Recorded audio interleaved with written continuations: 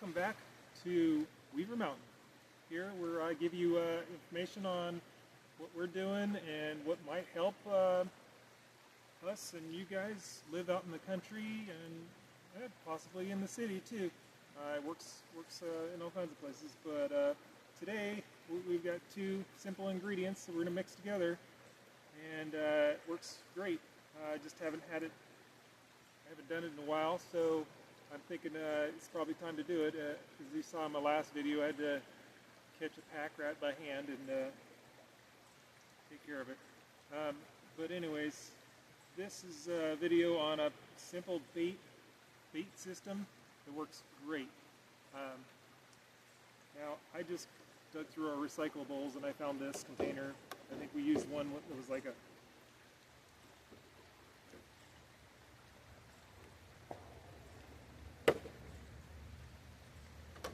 it's like a strawberry container or something. Anyhow, so what I'm going to do is I'm going to probably just cut a hole out of the corner right here, leave a little lip in the bottom so moisture doesn't get in there. So what I'm going to do is I'm going to take my scissors and cut it so the little buggers can get in there. Don't have an entrance.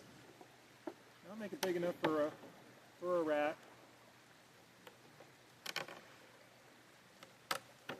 Now this stuff won't hurt cats and dogs and other bigger creatures because they can fart. A rat and a mouse cannot fart. So what this does is it creates gas in the little creature, and the little creature has to fart, and he can't fart, and it ends up killing him. So what we have here is you could use just about all kinds of different things, but I'm going to use Hungry Jack, buttermilk, biscuit, pancake mix. You can use flour and a little bit of sugar, or cornstarch, or corn muffin mix, not cornstarch. But you kind of want some sugar and some wheat or some corn, something that's going to ferment in the stomach and cause bubbles after you add baking soda.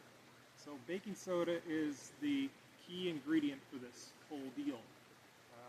What it does is it causes a chemical reaction. I don't know if you've ever used Alka-Seltzer, but it's kind of the same thing, where you pop an Alka-Seltzer and you burp not too long afterwards. Well, that's what happens with baking soda in the mouse or the rat, or in my case, pack rats. I don't know that we have rats out here. They're more like a wood rat or a pack rat. So it's not an exact science, but you know, you want to take and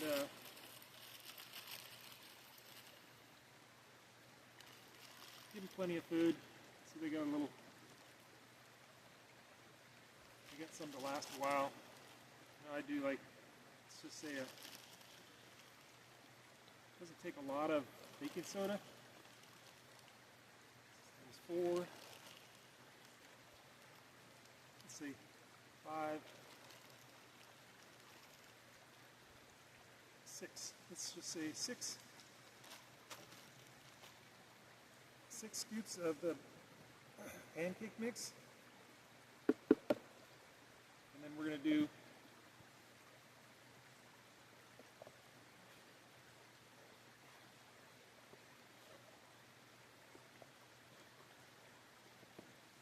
1 tablespoon of baking soda. Kind of mix it up really good.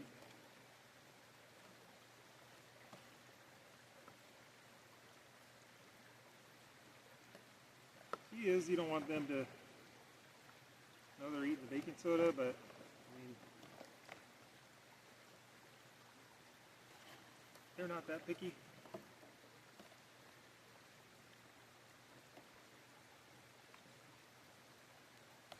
Mix it up real good. When I thought about this, I was like, you know, I'll put it underneath the house and blah blah blah. You know, I don't really want them to die under my house. after they've been having stomach pains. So I kind of like the idea of putting them near my outbuildings or somewhere protected so that they get used to eating outside somewhere else besides the house, and then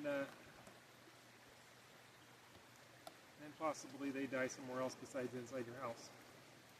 So, because when they die inside your house, you got a week and a half worth of smell in their stinky little carcasses. So, all mixed up.